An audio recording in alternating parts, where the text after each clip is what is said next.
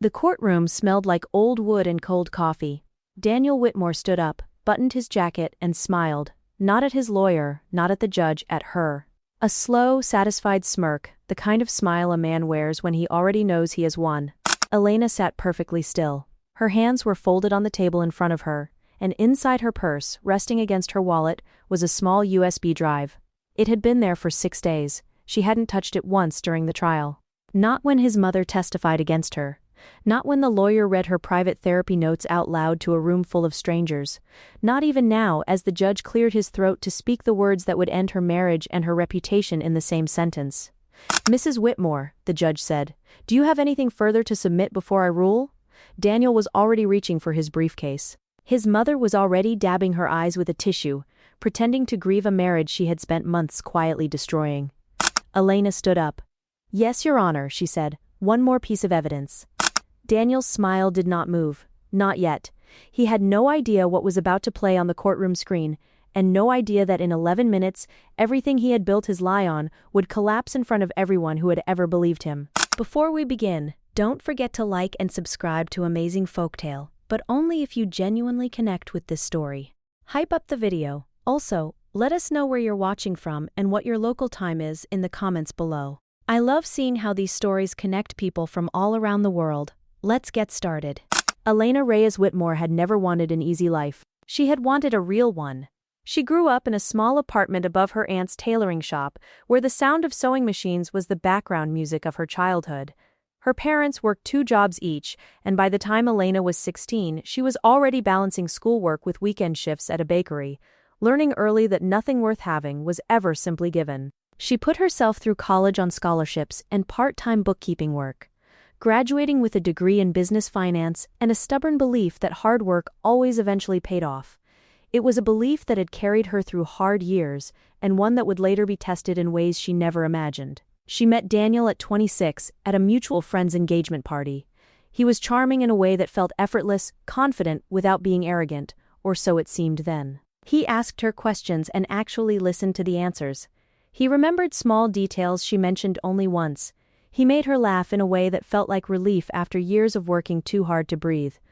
They married 2 years later in a small ceremony that Alyssa paid for half of, because she believed a marriage should start as a partnership, not a gift one person owed the other. For the first several years, life was good. Alyssa worked her way up at a regional accounting firm, eventually becoming a senior financial analyst, a job she was proud of, one she had earned through long nights and harder choices. Daniel worked in business development for a mid-sized logistics company, a job that paid well but never seemed to satisfy him. He always wanted more status, more recognition, more proof that he had made it. Alyssa didn't mind supporting his ambition. She believed in him. When he wanted to invest in a side venture, she quietly used part of her savings to help. When his mother, Margaret, needed money during a rough patch, Alyssa didn't hesitate, even though Margaret had never fully warmed to her. She was the kind of woman who remembered your coffee order, who sent birthday cards to people who had forgotten hers, who forgave quickly because holding on to anger felt like wasted energy. Her coworkers described her as fiercely loyal. Her friends described her as someone who gave more than she took, sometimes to her own detriment. She trusted easily. That was her greatest strength and, as it would turn out, her greatest vulnerability. By their 8th year of marriage, Alyssa believed she had built a life worth protecting, a husband who came home late but always kissed her on the forehead, a mother-in-law who had softened over the years, or so she thought, a joint savings account they had built together, dollar by dollar, sacrifice by sacrifice. She had no idea that somewhere behind the calm surface of her life, something quiet and calculated had already begun. She simply noticed, one ordinary Tuesday, that Daniel seemed tired in a new way, not physically tired, distant tired. She asked if he was okay. Just stressed with work, he told her, not quite meeting her eyes. Nothing to worry about. She believed him. Of course she believed him. She had never had a reason not to. What people rarely saw about Alyssa was how much she had quietly given up to build the life she had. She had turned down a promotion 3 years earlier, a director-level position at a competing firm, because it would have meant relocating, and Daniel had said his career wasn't in a place where he could move. She never brought it up again, not even when, a year later, he casually mentioned he'd been considering a job offer in another city for himself. She had missed her best friend's wedding to be at Daniel's cousin's baby shower. Because Margaret had insisted family comes first, a phrase Alyssa would later realize was never actually applied to her. She had spent countless weekends helping Margaret organize family events, cook for gatherings, and manage details no one thanked her for. Not because she loved being unappreciated, but because she believed that love was something you built through consistency, patience, and quiet sacrifice. There was a particular memory Alyssa returned to often. Almost like a photograph she kept in her mind. 3 years into the marriage, she had a miscarriage. It was early and painful, and the kind of grief that doesn't announce itself loudly to the outside world. Daniel had been kind that week, the kindest she'd ever seen him. He'd made her tea, he'd sat with her in silence when she couldn't speak. For a long time afterward, she held onto that memory as proof that underneath everything, he was a good man who loved her. She never tried for children again after that, a decision that quietly reshaped both of their lives, though neither of them spoke about it much. Instead, Alyssa poured herself into her career, into her friendships, into being, in her own quiet way, the emotional center of a family that didn't always deserve her. She wasn't perfect. She could be anxious under pressure, and years earlier, during a difficult stretch after her father's death, she had briefly seen a therapist to help her process her grief. It was a normal, healthy decision, the kind millions of people make. She had mentioned it to Daniel in confidence, trusting him with a part of herself she rarely showed anyone. She had no idea that private vulnerability would one day be twisted into a weapon against her, read aloud in a courtroom by a lawyer who had never met her, in front of a husband who once held her hand through the worst week of her life. That was the tragedy underneath everything that was about to happen. Alyssa wasn't naive, she was loyal. And loyalty, when placed in the wrong hands, becomes the easiest thing in the world to exploit. Daniel Whitmore had always been good at being liked. At work, he was known as smooth, likable, someone who could close a room in 5 minutes with the right joke and the right handshake. At family gatherings, he was the golden son. The one Margaret bragged about to her friends, the one who always seemed to land on his feet. What people didn't see was how much of that image was maintained, not earned. It started small, a comment here, a lie there. Nothing that seemed worth questioning at the time. There was the hotel receipt Alyssa found in his jacket pocket while doing laundry, dated a weekend he'd told her he was visiting his father. When she asked, Daniel didn't flinch. "Client trip," he said smoothly. "Sorry, I should have mentioned it. The meeting got moved last minute and I didn't want to bother you with the details." It made sense. Mostly Alyssa apologized for even asking, feeling guilty for doubting him. Then there was the money. Small amounts at first, disappearing from their joint savings, a few $100s here, 1,000 there. When Alyssa brought it up, gently, not accusingly, Daniel sighed like she'd wounded him. "I made a bad investment," he admitted. "I didn't want to stress you out about it. I'm handling it. Just trust me, okay?" She did. Because that's what 8 years of marriage teaches you to do.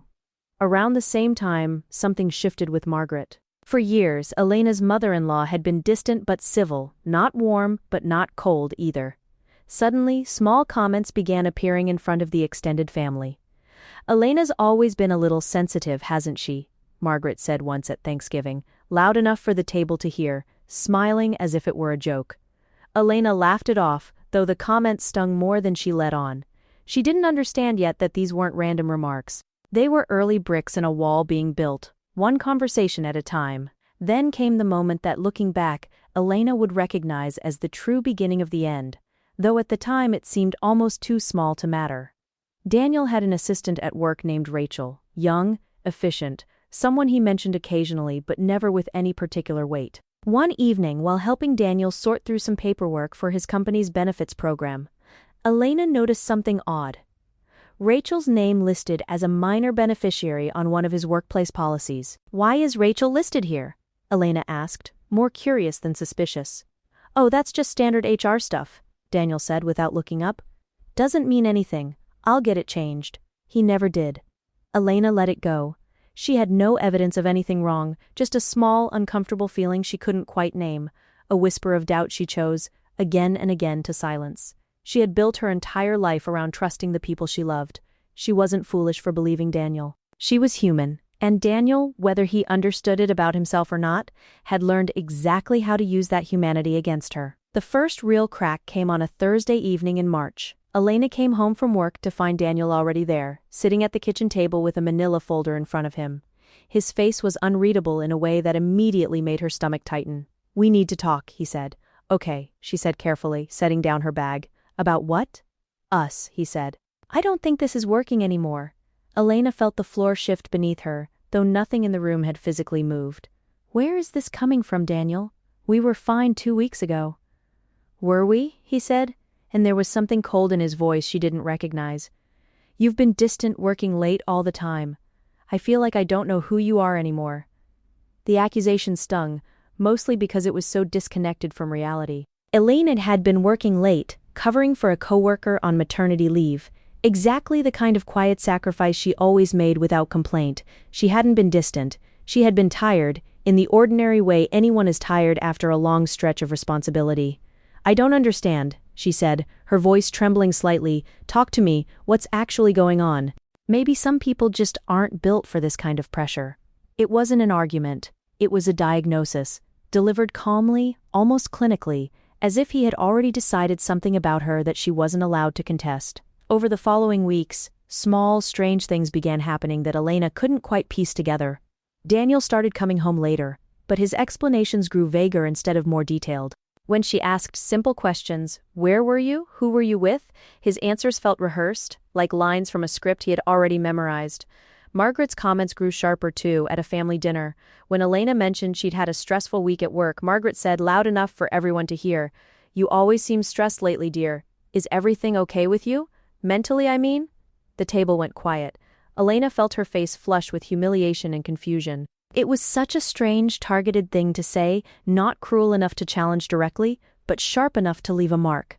She began to feel, for the first time in her marriage, like she was being watched, not protected, watched, as if every stumble, every tired sigh, every normal human moment of frustration was being quietly recorded somewhere, waiting to be used against her. She tried talking to Daniel about it directly one night, sitting across from him at the same kitchen table where he'd first mentioned wanting to end things. "Something feels wrong," she told him. "You're different. Your mom is different. I feel like I'm losing my mind trying to figure out what I did." Daniel looked at her for a long moment, and something flickered behind his eyes, something that, if Elena had known to look for it, might have looked like calculation rather than concern. "You didn't do anything," he said quietly. "Maybe it's just time for both of us to be honest about what we want." It sounded almost kind. It would take Elena months to understand that it wasn't kindness at all. It was the opening move in a plan that had already been set into motion long before that Thursday evening conversation. She went to bed that night with a question she couldn't shake. What aren't you telling me? She had no idea how far the answer would eventually reach. 2 weeks later, Daniel filed for divorce. Elena found out not from Daniel himself, but from a manila envelope delivered to her office by a courier, legal papers citing irreconcilable differences, accompanied by the name of a divorce attorney she had never heard him mention. She called him immediately, hands shaking so badly she could barely hold the phone. "You filed, without even talking to me first?" "I didn't think talking would change anything," Daniel said, his voice maddeningly calm. "I already have representation. You should probably get a lawyer too." The coldness of it, the efficiency, was almost more shocking than the divorce itself. This wasn't a man in emotional turmoil, uncertain and hurting. This was a man executing a plan. Word spread quickly, the way it always does. Elena began noticing the subtle shift in how people treated her. Not overt cruelty, but something quieter and more painful. Pity mixed with distance, as if she had become a cautionary tale rather than a person. At a neighborhood gathering, she overheard 2 acquaintances whispering, assuming she couldn't hear. "I heard she really let herself go after losing that promotion." One of them murmured, "You know how people get when they're struggling." Elena hadn't lost a promotion. She had turned one down years earlier for Daniel's sake. But the narrative had already been written, and she wasn't the one writing it. Then came a detail that lodged itself in her chest like a splinter.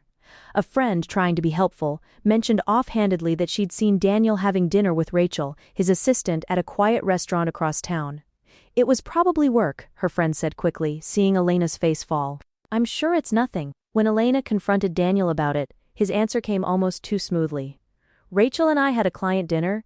You're really going to accuse me of something based on a rumor? This is exactly the kind of paranoia I've been dealing with."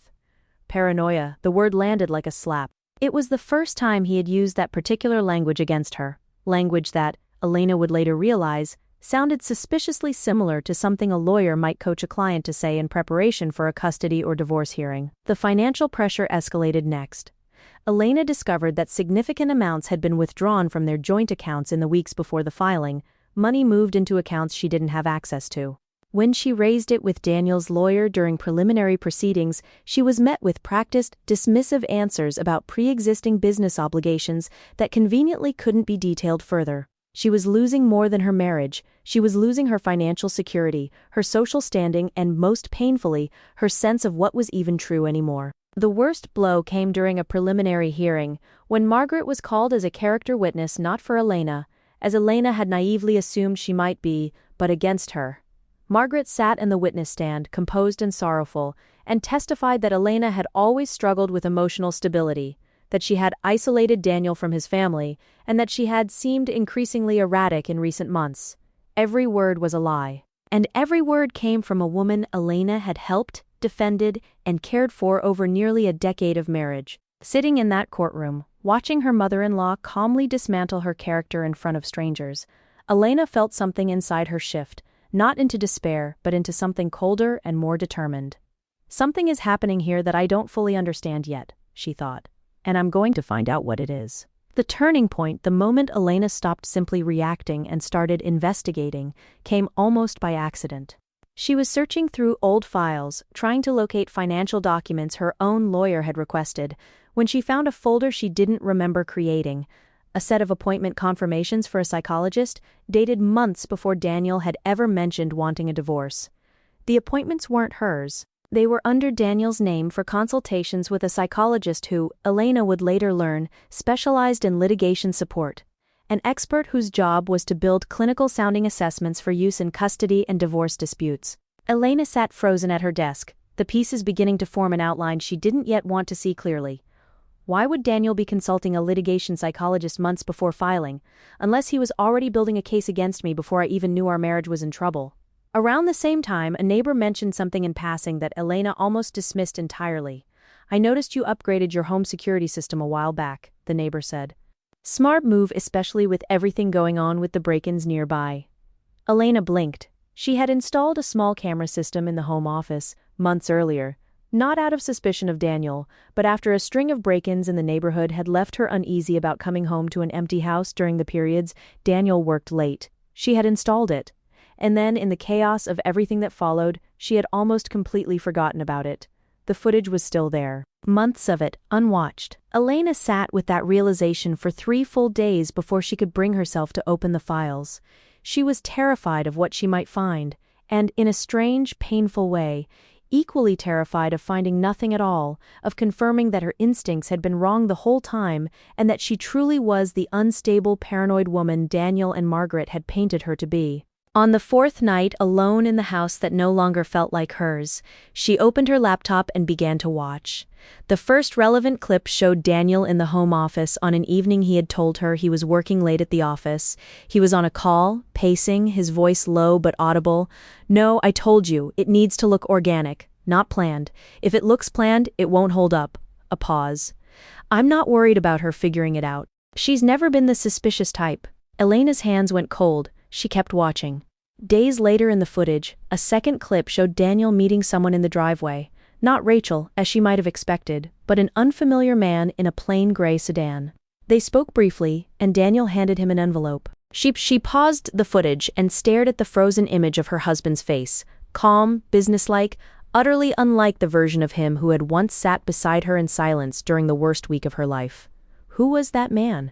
What was in the envelope, and what exactly had Daniel been planning, quietly, for months, while she had no idea anything was wrong at all? She didn't have answers yet, but for the first time since this nightmare began, Elena felt something other than grief. She felt the beginning of clarity. It took Elena another week, and the help of a college friend who worked in digital forensics, to identify the man from the driveway footage. His name was Marcus Feld, a private investigator, not attached to any law firm, but frequently hired for exactly the kind of work Elena was beginning to suspect, building unstable spouse narratives ahead of high-conflict divorce proceedings. Her friend, a quiet, meticulous woman named Priya, sat across from Elena at her kitchen table, scrolling through screenshots on her laptop. "This isn't just a messy divorce, Elena," Priya said carefully. "This looks engineered. The therapist consultations, the private investigator, the timing of everything. This looks like it was planned for months before he ever told you anything was wrong. Alyssa felt sick. Not because the discovery was shocking exactly, some part of her had already suspected it, but because seeing it laid out so plainly made the betrayal undeniably real. "But why?" she asked, her voice barely above a whisper. "We don't even have that much money. What is he trying to win?" Priya hesitated before pulling up one more document, something she'd found while helping Alyssa organize the financial records for her own lawyer. It was a partnership agreement Alyssa had almost forgotten about, shares in a small but rapidly growing logistics consulting firm co-owned by Alyssa's late father and, through inheritance, by Alyssa herself. The company had been quietly gaining value over the past 2 years, largely thanks to a lucrative contract Daniel, through his own job, had unknowingly helped connect them to. "This is worth a lot more than either of you probably realized when you got married," Priya said quietly. "If this divorce goes the way he's planning, and you're painted as unstable and unfit in the settlement, he doesn't just walk away with half. He potentially gets leverage to push you out of decision-making power in the company entirely." Alyssa sat back, the full shape of the betrayal finally becoming visible. This was never really about Rachel, and it was never really about irreconcilable differences. It was about money. Money Daniel needed her discredited to access. The hotel receipts, the disappearing savings, the coached testimony from Margaret, the therapy notes twisted in court, all of it had been groundwork laid brick by brick for a single purpose, to make Alyssa look so unreliable that no one would question whatever came next. "There's something else," Priya added gently, clearly bracing herself before continuing. "I found a birth certificate filed 2 months ago, a daughter. Father listed as Daniel Whitmore." She paused. Mother listed as Rachel Kim." The room went silent. Alyssa had suspected an affair. She had not been prepared for a child, one conceived, according to the dates, before Daniel had ever filed for divorce, while he was still coming home every night, still sleeping beside her, still calmly telling her that nothing was wrong. She didn't cry. Not at first. She simply sat there, feeling something inside her reorganize itself, grief transforming piece by piece into resolve. "He wanted a clean story," Alyssa finally said quietly. "Struggling wife, understanding husband, quiet exit. He didn't count on the camera." Priya reached across the table and took her hand. "So what do you want to do with it?" Alyssa looked down at the laptop, at the frozen image of her husband handing an envelope to a stranger in their driveway, and felt, for the first time in months, something steady take root beneath the pain. "I want to make sure that when this is over," she said, "there's no version of this story left standing except the true one." Knowing the truth did not make the following weeks easier. If anything, it made them harder. Because now Alyssa had to sit through hearing after hearing, watching Daniel perform grief and reasonableness for a courtroom that had no idea what she now knew. Margaret's testimony grew more elaborate with each appearance, as though she had been rehearsing lines for a role rather than describing a real relationship. She spoke about concerning behavior, about Alyssa isolating herself, about moments taken wildly out of context and reshaped into evidence of instability. Sitting in the gallery one afternoon, Alyssa overheard 2 other women whispering about her case, strangers who had wandered in to watch, treating her private devastation as casual courthouse entertainment. "She's definitely losing," one of them murmured. "Did you see how calm he is? He clearly has nothing to hide." Every outside voice confirmed the same false narrative. Composed, reasonable Daniel, unstable, fragile Alyssa. It was engineered so precisely that even Alyssa, in her most exhausted moments, occasionally felt the old doubt creeping back in. What if I really am remembering things wrong? Then Daniel grew bolder. During a recess, he approached her in the hallway outside the courtroom, something his lawyer had specifically advised against, but which he did anyway, perhaps sensing an easy opportunity to unsettle her further. "You should just sign the settlement," he said quietly, almost gently, as if offering her a kindness. "This doesn't have to get uglier than it already is." "Why are you doing this, Daniel?" Alyssa asked, her voice steady despite the storm underneath.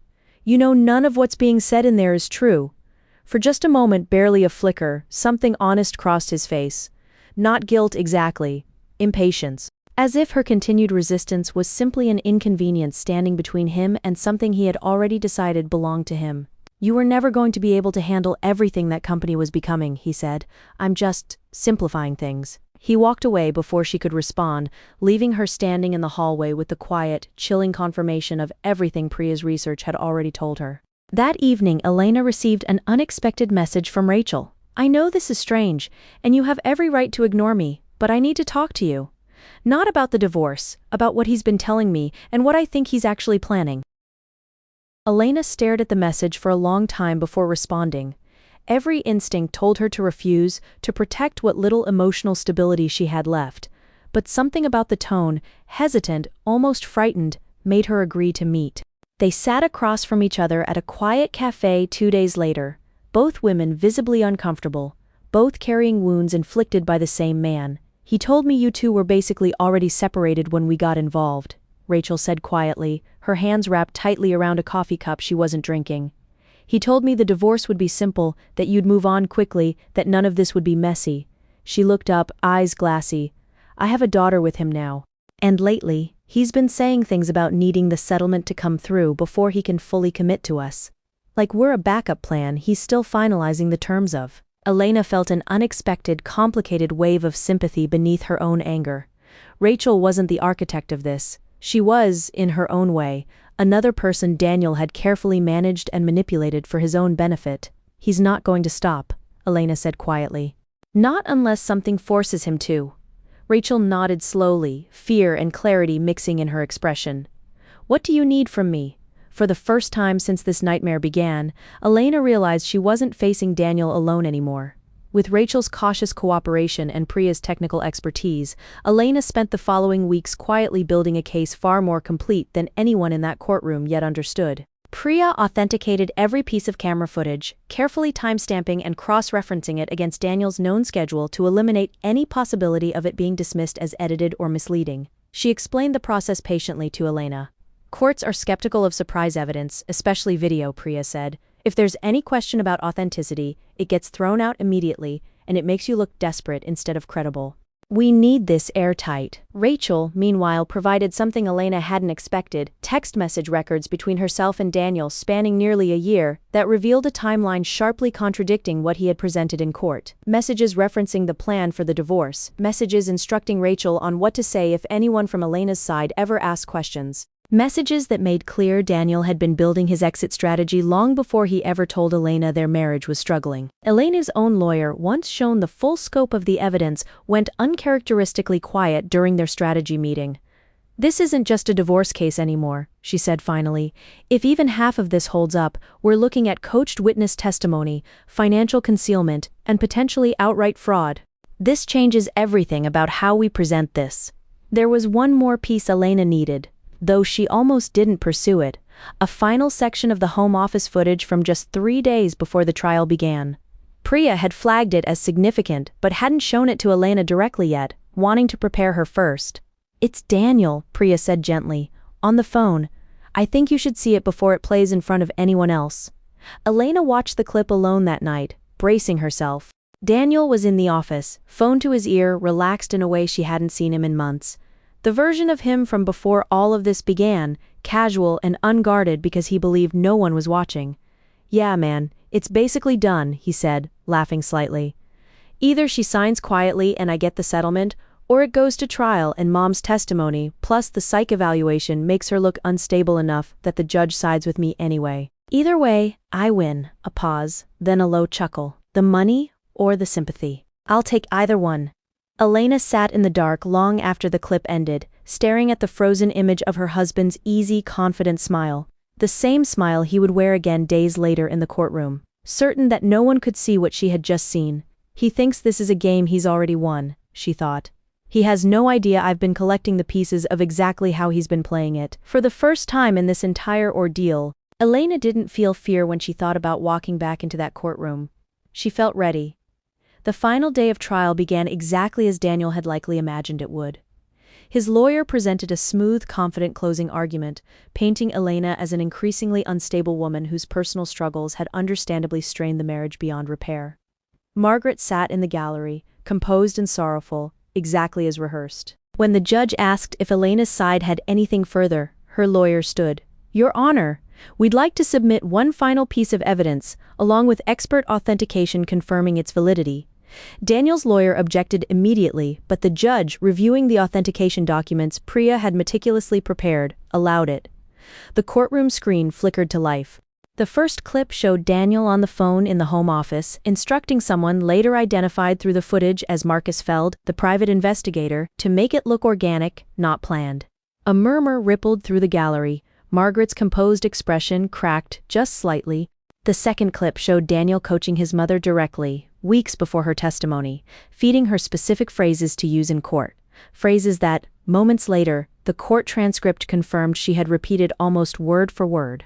Margaret's face went pale. She reached for her purse as if she might leave, then seemed to remember she couldn't. The third clip was the one from the driveway, Daniel handing an envelope to Marcus Feld, followed by financial records Priya had traced showing payments to the same litigation psychologist who had produced the damaging assessment of Elena's emotional instability, an assessment based not on any actual clinical evaluation, but on second-hand descriptions provided entirely by Daniel and Margaret. Finally, the last clip played, Daniel's own voice, relaxed and confident, laughing into the phone.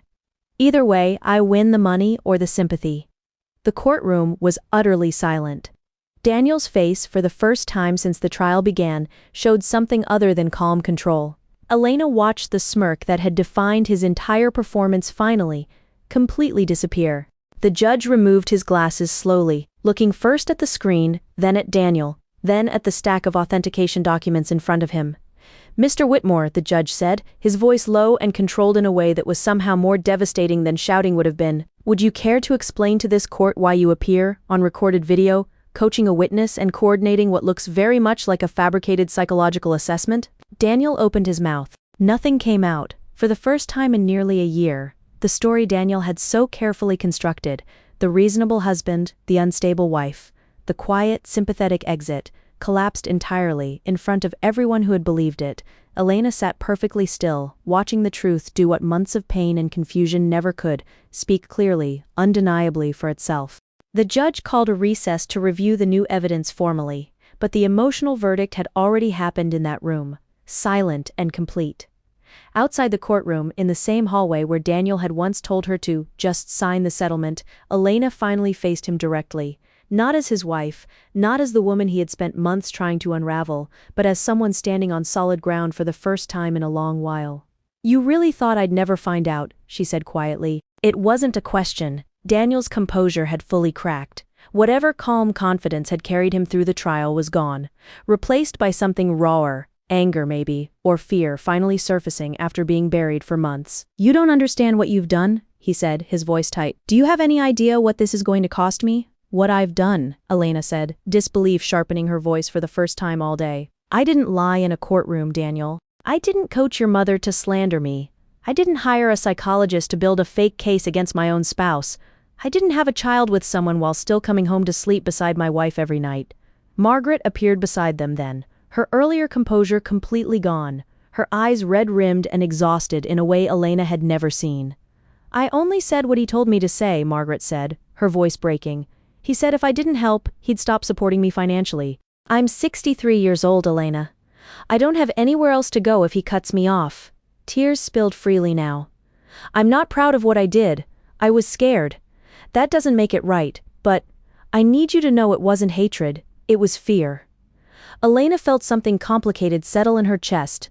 Not forgiveness, not yet, but a recognition that cruelty and cowardice often wear the same face, and that understanding why someone breaks doesn't erase the damage of the breaking. She turned back to Daniel, who was watching the unraveling of his own mother with something close to irritation rather than remorse, as if her fear inconvenienced him rather than reflecting the world he had built around both of them.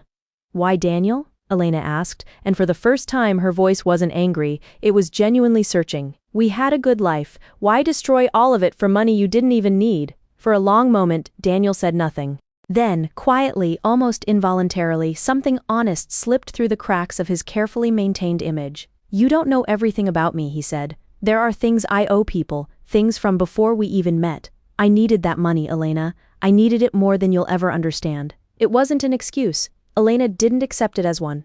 But for the first time, she saw not a villain performing confidence, but a frightened man who had spent years building a version of himself he was terrified of losing, and who had been willing to destroy the people who trusted him most to protect that illusion. That doesn't excuse what you did, she said quietly. The judge, reviewing the authenticated footage and the corroborating financial records, didn't simply rule in Elena's favor. He referred the case for further investigation into witness tampering and fraudulent psychological evaluation, both serious offenses that carried consequences far beyond a divorce settlement.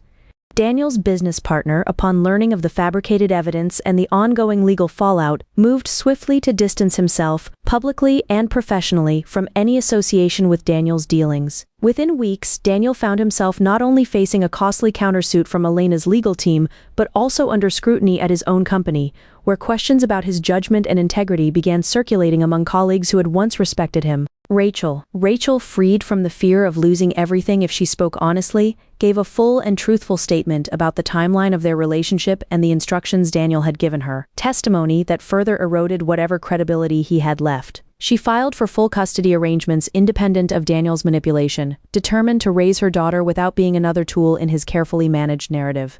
Margaret, in a private meeting with Elena's lawyer, formally recanted her earlier testimony, admitting under oath that she had been coached and that her statements about Elena's character had no basis in truth. It didn't erase the pain of her betrayal, but it mattered both legally and, in some quiet way personally, that she chose honesty when it would have been easier to stay silent. The litigation psychologist Daniel had hired lost his license following an ethics board investigation. Once it became clear his assessment of Elena had been built entirely on second-hand, coordinated testimony rather than any genuine clinical evaluation. As for Daniel, the financial settlement he had spent nearly a year engineering collapsed entirely. Not only did he fail to gain the leverage he'd hoped for over Elena's inherited company shares, but the countersuit for fraud and witness tampering ate through the very savings he had quietly siphoned from their joint accounts months earlier. What remained of his reputation, both professionally and personally, unraveled in the weeks following the trial as word spread through their shared social circles about what the hidden footage had revealed. Elena did not celebrate his downfall. There was no triumphant satisfaction in watching a person's life come apart, even someone who had caused her so much pain. But she did feel, for the first time in nearly a year, something she hadn't expected to feel again so soon: peace. Not because Daniel had lost everything, because she had finally been allowed to tell the truth in a room full of people who had been ready to believe a lie, and the truth in the end had been enough. 6 months later, Elena sat on the small back porch of a house she had bought entirely on her own. Modest, quiet, filled with morning light that fell across the kitchen table in a way that made her feel, for the first time in years, like she was building a life rather than simply surviving one. The court had restored her full ownership stake in her father's company, and with Priya's help, she had begun taking a more active role in its operations, work that felt, for the first time, entirely her own. Margaret reached out a few months after the trial, hesitant and unsure of her welcome. Elena agreed to meet her, not out of obligation, but because she had come to understand something important through everything that happened. Forgiveness wasn't about excusing what someone had done. It was about deciding what she was willing to carry forward, and what she was finally ready to put down. They didn't rebuild the relationship they'd once had, but over coffee, in careful, honest conversation, they found something smaller and more real. An understanding between two people who had both, in different ways, been shaped by the same man's need to control the people around him. Rachel reached out occasionally too, mostly brief messages about how her daughter was doing. There was no friendship there. Not really, but there was a quiet, mutual respect between two women who understood better than most what it meant to be underestimated by someone who believed his own lies more than the people who trusted him. As for Daniel, Elena heard through mutual acquaintances that he had left the city, starting over somewhere new, though the details remained unclear even to those who once considered themselves close to him. She didn't feel the need to know more. Some stories weren't hers to finish following. One evening, sitting on that small porch with a cup of tea slowly cooling beside her, Elena thought back to the moment in the courtroom when Daniel had smirked. Certain he had already won. Certain that the story he had built was strong enough to survive scrutiny, simply because he had decided it would. She thought about how close she had come to believing it too. How many months she had spent quietly doubting her own memory, her own instincts, her own worth, because the people around her had been so confident in a version of events that wasn't true. What saved her wasn't anger, and it wasn't even the hidden camera, not really.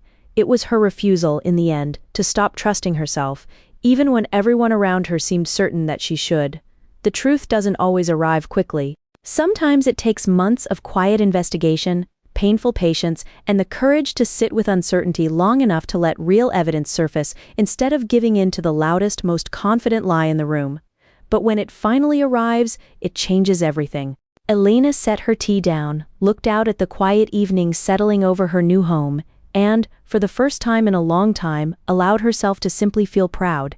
Not of winning, not of watching Daniel lose everything, but of having stayed honest, patient, and true to herself through the hardest year of her life, that she realized had been the real victory all along. The moral of the story: Elena's story is a reminder that the truth doesn't see to need to be loud to be powerful.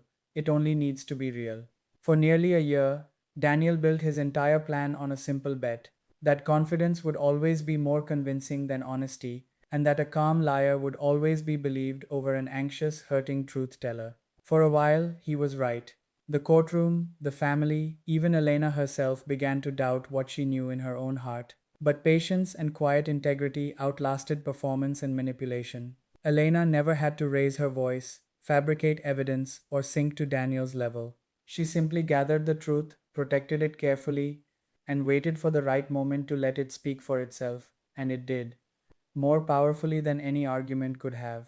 The lesson is this: people who build their lives on control and deception are often driven by fear, not strength, and their constructions are fragile no matter how confident they appear. Meanwhile, those who stay honest, even when it's hard, even when no one believes them yet, are building something that can actually withstand scrutiny. Integrity may be slower than manipulation, but it is far more durable. In the end, truth doesn't need volume, it only needs time.